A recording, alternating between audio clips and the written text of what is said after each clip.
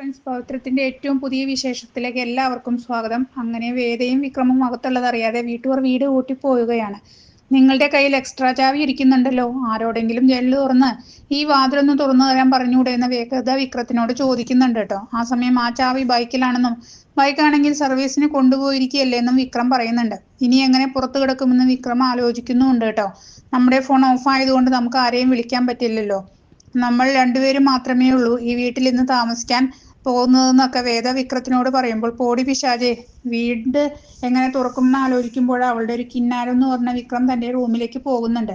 ഈ സമയം വേദ അടുക്കളയിൽ പോയി നല്ലൊരു ചായ ഉണ്ടാക്കുകയാണ്. അവിടേക്ക് വിക്രം വന്നപ്പോൾ, നിങ്ങൾ എന്തിനാ ടെൻഷൻ ആകുന്നേ, റിലാക്സ്ഡ് ആകാനൊക്കെ വേദ പറയുമ്പോൾ, നിനക്കതൊന്നും പ്രശ്നമുണ്ടാകില്ല, കാരണം നീ ജോലിക്കൊന്നും പോകുന്നില്ലല്ലോ, വീട്ടിൽ ചുമ്മാ ഇരിക്കുകയല്ലേ. അങ്ങനെയല്ല എൻ്റെ കാര്യം, എനിക്ക് പണിക്ക് പോകണം എന്ന് പറഞ്ഞ് നിൽക്കുകയാണ് വിക്രം.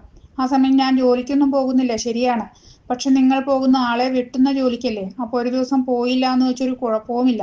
മൊബൈലൊന്നും ഇല്ലാതെ വീട്ടിൽ അടച്ചിരിക്കുന്നത് എത്ര വലിയ ബുദ്ധിമുട്ടാണെന്ന് നിനക്ക് അറിയില്ല എന്നൊക്കെ വിക്രം പറയുമ്പോൾ, അത് ശീലമില്ലാത്ത ആളൊന്നും അല്ലല്ലോ ഈ സംസാരിക്കുന്നത്. ജയിലിലായിരിക്കുമ്പോൾ നിങ്ങൾക്ക് മൊബൈൽ ഉണ്ടായിരുന്നോ എന്ന് തിരിച്ചു ചോദിക്കുന്നുണ്ട് വേദ. നിന്നോട് സംസാരിക്കാൻ വന്ന എന്നെയാണ് അടിക്കേണ്ടത് എന്ന് പറഞ്ഞ് വിക്രം അവിടെ തന്നെ ഇരിക്കുന്നുണ്ട്. വേദയാണെങ്കിൽ ഒരു ചായ ഒരു ഗ്ലാസ്സിൽ എടുത്തുകൊണ്ട് വരികയും അത് വിക്രമിന്റെ മുന്നിലിരുന്ന് കുടിക്കുകയും ചെയ്യുന്നുണ്ട്. എന്തൊരു ടേസ്റ്റ്, നിങ്ങൾക്ക് വേണമെന്നൊക്കെ ചോദിച്ച് വേദ അത് കുടിക്കുന്നുണ്ട്. എന്താന്ന് വിക്രം ചോദിച്ചപ്പോൾ, ഇത് മസാല ടീ ആണ്, നിങ്ങൾക്ക് വേണോന്ന് വേദ ചോദിക്കുന്നുണ്ട് കേട്ടോ. എനിക്കൊന്നും വേണ്ട നിന്റെ ടീ എന്ന് പറഞ്ഞ വിക്രം ഇരിക്കുന്നുണ്ട്.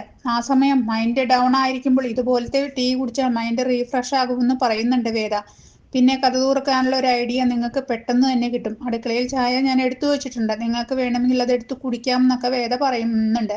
അത് കേട്ടയുടൻ വിക്രം അടുക്കളയിൽ പോയി ചായ കുടിക്കുന്നുണ്ട്.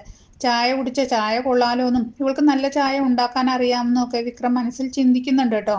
അപ്പോഴേക്കും വേദ, എങ്ങനെയുണ്ട് എൻ്റെ മസാല ചായ, സൂപ്പർ അല്ലേ എന്ന് ചോദിക്കുമ്പോൾ, നീ ഉണ്ടാക്കിയ ചായ നല്ലതാണെന്ന് പറയേണ്ടത് നീയല്ല, അത് മറ്റൊരാൾ കുടിച്ചിട്ട് അയാളാണ് അഭിപ്രായം പറയേണ്ടതെന്നൊക്കെ വിക്രം പറയുന്നുണ്ട്. ആ സമയം കുടിച്ചയാൾക്ക് എന്നെ അഭിനന്ദിക്കാൻ ഇഷ്ടമില്ലാത്തതുകൊണ്ട് ഞാൻ തന്നെ ചെയ്തു, അതിലെന്താ തെറ്റെന്ന് ചോദിക്കുന്നുണ്ട് വേദ. ചായയൊന്നും കൊള്ളില്ല, എനിക്ക് തീരെ ഇഷ്ടപ്പെട്ടില്ല എന്നും പറഞ്ഞുകൊണ്ട് വിക്രം അവിടെ നിന്ന് പോകുന്നുണ്ട്. പിന്നീട് വേദ കാൽ സ്ലിപ്പായി തറയിൽ വീഴുന്നുണ്ട്. എൻ്റെ കാൽ ഒടിഞ്ഞു, എനിക്ക് വേദനിക്കുന്നു, ഓടി വരൂ വിക്രം എന്ന് പറഞ്ഞ് കിടന്ന് നിലവിളിക്കുന്നുമുണ്ട്. വിക്രം വന്ന് പൂക്കി എഴുന്നേൽപ്പിച്ച്, നിനക്ക് ഒന്നും സംഭവിച്ചിട്ടില്ല, ഇതൊക്കെ നിന്റെ വെറും അഭിനയമാണെന്ന് പറയുന്നുണ്ട്. ആ സമയം എനിക്ക് നല്ല വേദനയുണ്ട്, എഴുന്നേൽക്കാൻ പോലും പറ്റില്ല എന്നൊക്കെ വേദ പറയുന്നുണ്ട്.